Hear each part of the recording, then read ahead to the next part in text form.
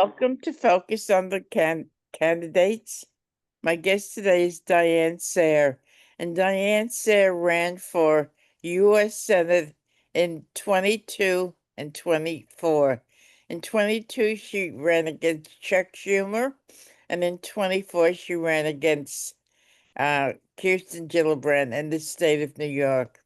And in both elections, she encountered election fraud. So here, she's here to talk about the election fraud. So, Diane, before Sure. you before you jumped into the race in 2022, did you ever know or experience election fraud before?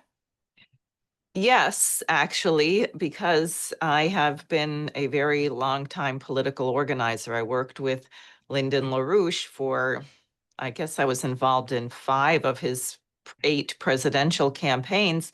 And I was a poll watcher in New Hampshire in 1988. And LaRouche had insisted that we get 5,000 paid subscribers to his newspaper in the state prior to the Democratic primary in which he was running. So we had 5,000 people who had paid to be getting LaRouche's publications. But when the Democratic primary vote was counted, I believe they gave him something like 108 votes. Oh my God. Yeah, so I definitely am aware that this happens. I know that many, and it's not a partisan matter. There are many people, myself included, who believe that the election was stolen from John Kerry in 2004. There was a lot of evidence to that effect. He chose not to fight it. We had the crazy election of 2000 where no one knew who won. And it came down to the absurdity of hanging chads in Mm-hmm. Florida. Really?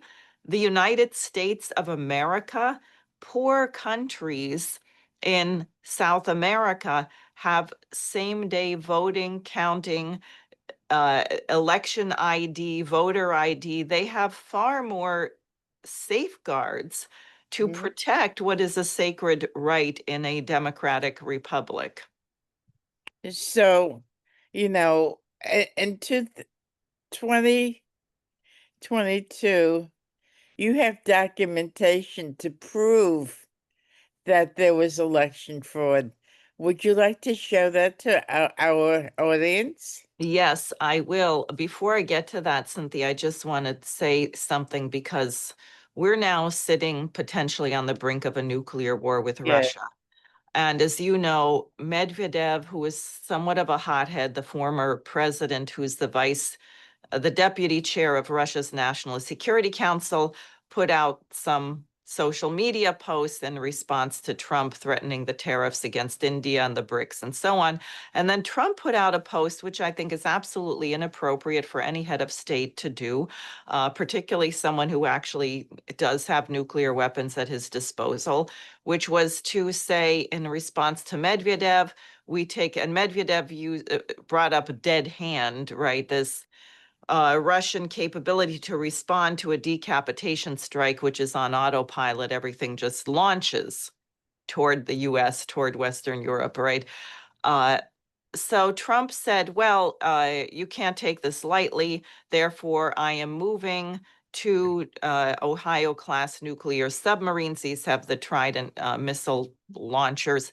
Uh, Closer to Russia. Now, first of all, the president of the United States should never say that. Second of all, I know, and Scott said as much when he was on with us last week, the US, I believe, has 4 of these things anywhere in the world at any given moment. But what does it mean if you say you're moving them closer? Does it mean a decapitation strike? Does it Is the US trustworthy? We bombed Iran when we were pretending to be negotiating. So, how is Russia supposed to take this? Now, why am I bringing this up when we're talking about election fraud? Because the politicians today, because the powers that be, the intelligence agencies, which really are just a blob, it's MI6, Mossad, CIA, they're like a nasty trifecta to restore the British Empire, as far as I can tell. They manipulate things, in my opinion to control the outcome of the election. And it means that our so-called representatives believe they can operate with impunity. So even though the overwhelming majority of the American people don't want to support Israel's genocide against the people of Gaza, the Congress goes ahead and votes for it, right? The Mm, Senate just right. passed, a whole bunch of more weapons to Israel. And by the way, they also just passed another $1 billion of weapons to Ukraine. Nobody wants this. Right. And therefore, cleaning up the election fraud is one of the most important matters in this country, because otherwise, then there's no reason for anyone to represent you. You will not be represented. If your vote doesn't count, you will not be represented. And I'm afraid that's where we are. Okay, so you ran on a federal level in New York. Would it be safe to say that this happens in most other states, not only for federal elections, but for state and local as well?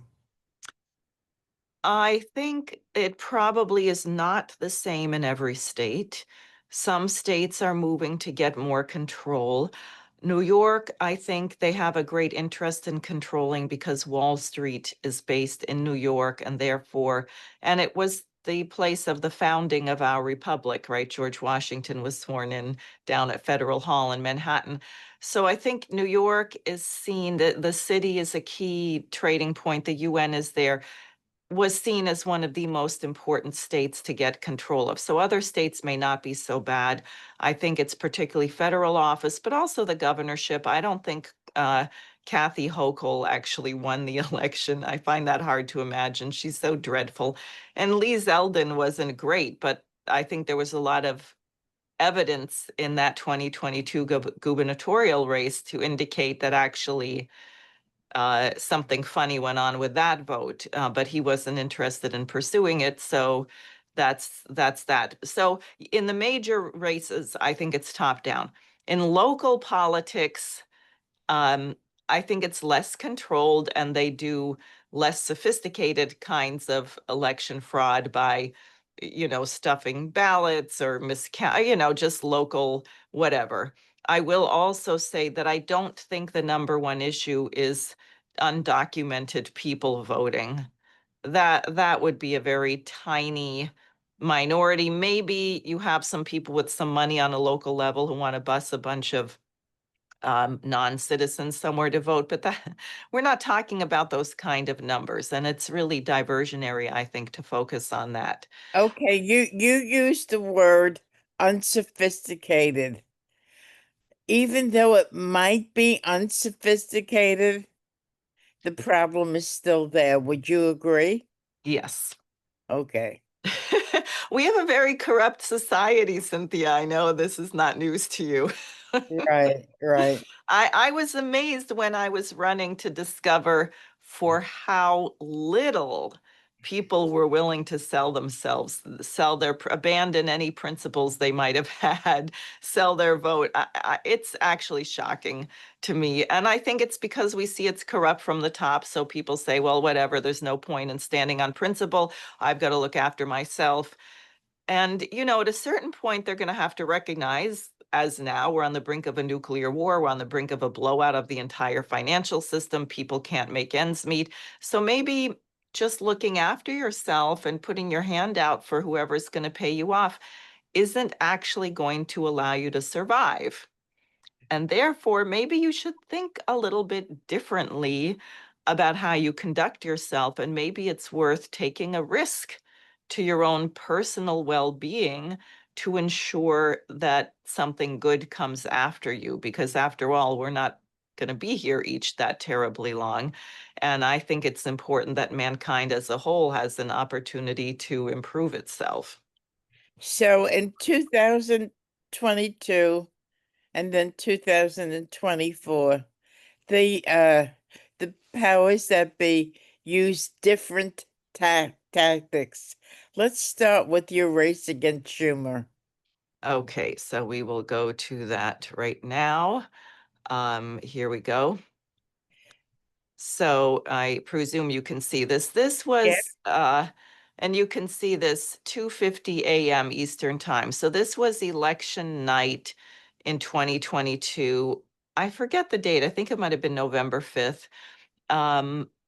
Chuck Schumer, they say, has won. He has 3,098,000 votes, 55.9%. Joe Pinion, who was a complete no-name, nobody, Mhm. Newsmax host, has 43%. And they claim I have 51,554.9. Now, I just have to say for the record, at midnight when I went to sleep, I had 57,000 votes. But I didn't expect them to start disappearing. So I have no screenshots that show me with 57,000 votes. But let me just take you now to where my vote was by the end of the week. Look at this, 5.5 million votes cast.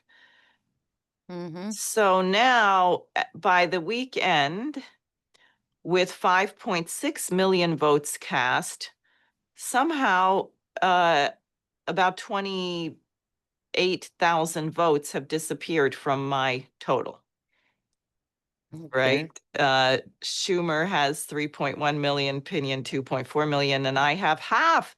How does that happen? How do you have half of the votes that you had before when another 100,000 votes have come in? So you had a peculiar pattern. The more votes that were counted, the, the fewer votes that I had. Mhm. Really very disturbing, very, and they're so shameless. It's right here in public, right? Now, here's another case, 2022, Rockland County, which is where I live in New York. And by the way, the polls that mentioned my name, of which there was only one that I know of, Trafalgar, I think it's called, said that according to them, I had between 4 and 5% of the vote statewide.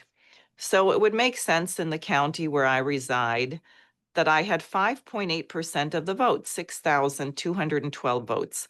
And I was Mhm. getting calls, and this is 71% of the vote counted. Okay, so it's not even all the vote count, or 95. I see it's 95.71. So 96% of the vote counted. I have 6,212 votes. Uh, what happened there? Well, by the next morning, or a few days later, because the next morning, the next morning I had about 177. By the end of the week, after they massaged the figures, I had 282 votes. So I went from 6,212 votes, 5.8% of the vote, down to 282 votes, 0.27%. And Mhm. this thing here on the bottom, which they call undervotes, 6,321. Isn't that remarkably interesting? Because that appears to be what my vote was the night before. Wow. So this was, yes, this was in 2022. Mhm. And now here we are in 2024. Should I go ahead? Sure. Okay. So 2024, 15% of the votes in.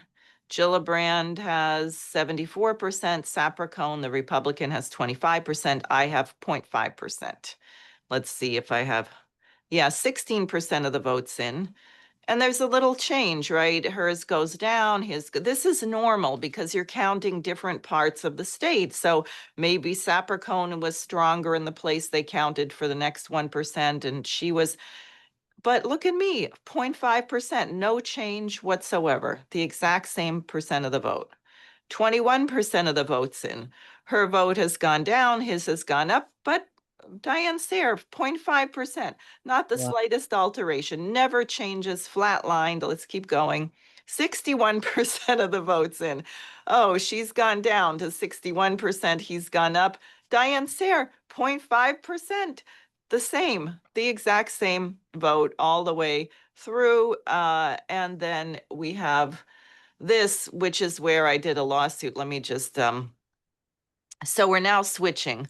And I'll just stop sharing for 1 second because So what we were looking at is the votes coming in the night before throughout the night. And as would be expected, the votes of Gillibrand and Sapercone are going up and down depending what part of the state you're counting, what comes in, and they settle in at a certain place. Me, apparently, no matter where you counted, no matter what votes came in, I always had 0.5%. That in and of itself is statistically impossible. Could not have happened. Then I decide, because my election lawyer had told me that the only way I could file an election lawsuit is if I could get voters to sign sworn affidavits saying that they voted for me in excess of the number of votes that the Board of Elections claimed that I had. Mhm. So since my vote was so suppressed, I decided to take a look at this. And what I discovered is in Ramapo 39, I had a total of 5 votes, and it's broken down inside the red box on top. Uh, In Rockland County, they're good enough to tell you how many people voted on election day, how many voted early, and how many voted absentee. So Okay. it said, I've had 5 votes, 3 on election day, 2 from early voting. So I thought, well, that's kind of nice because I know of 3 votes already, my house and the guy across the street. So all I have to do is find more than 2 more votes in my entire district and I'll have a case. Mhm. So a friend of mine and I went door to door, and we soon found several more voters. And not only that, Cynthia, while a couple people did not want to be involved in a suit and didn't want to sign a sworn affidavit on penalty of perjury, I was actually very surprised that people I had never met before that didn't know me personally but had voted for me agreed to sign a sworn affidavit. People want their vote counted. So what happened was very interesting. You can see here on election day, the Rockland County Board of Elections claimed I had 3 votes, but I had 7 people who signed sworn affidavits saying they had voted for me on election day. Mhm. And I only canvassed 3% of the voters in that precinct. Okay, so I didn't go to 90%. I went to a tiny number of independent voters. I did select for that. And within a few hours, I found twice as many votes. Um, Early voters, Rockland County claims I had 2. I only found 1. And that's because I only talked to 3% of the votes. So my point is that the Board of Elections claimed I had 5 votes in the precinct. My argument is I had at least 9, Mhm. for which I had 8 sworn affidavits, and the other one is this early vote. But I mean, my guess if they did something similar to what they did in 2022 and swapped my vote with the blank vote, then I believe the blank vote in New York State for US Senate was something like 375,000 votes, about 4.5% to 5%. That's what I poll. So I have reason to believe that my vote was 10 times what they said it was, that I Mhm. had really more like 375,000 votes there. Um, and that, yeah, I don't know what this is. This is just more from different precincts. I guess this is from the Rockland County, so I'll just end it there in terms of graphics. So that just shows, is that clear? Yep. Yep. So since you've exposed this, and I'm sure that the Board of Elections and the powers that be in Rockland County and maybe in other parts of the state are aware of your findings and you going public with them, has there been any ramifications that you've experienced? No, a nonpartisan election group called Smart Legislation. I did join with them briefly in a lawsuit, but I withdrew as a plaintiff just because of various reasons, including that I didn't fully endorse their approach to it. I have sworn affidavits. They were saying things based on statistics. So there is a lawsuit in Rockland County, which is still ongoing. Hopefully the judge will agree to discovery, in which case they may do a hand recount of the paper ballots. I would certainly be interested to know what happens with that. But overall, there's been absolutely a deafening silence on this. And the fact that my documentation is so clear, this is not hypothetical. It's just right there in your face. But I think a lot of people are, they cut deals and they don't want to bring it up. So in 24, Jose Vega ran for Congress in the Bronx. Did you and you kind of teamed up and worked together on your both of your campaigns? Did you or did he, I'm sorry, did he experience any election fraud that you know of? I don't know. They say that he got 2% of the vote there, and knowing his street presence and how much literature went out and the fact that he got over 12,000 signatures to get his name on the ballot, I'm suspicious. But again, I didn't look at it that closely, so Okay. I can't talk about that. Okay, so this has probably been going on for a long time. Would you agree? Yes, probably since we've had elections, although I think that I think that people used to have more integrity, because to commit fraud on this scale, it means you actually have, in the state of New York, hundreds of people who are aware of it, who are involved in committing this fraud. And nationally, that means you have thousands of people involved in it, but none of them feels they would have the support to speak up about what's happening. So in New York, it's computer generated. The voting is done by the computer. Well, let me be specific. In New York, we do have paper ballots. Okay, Uh, but then what happens is you submit them into a scanner and they go into this box inside the machine. And then right. you depend on the scanning machine to tabulate the votes. You don't have people hand counting them. Mm-hmm.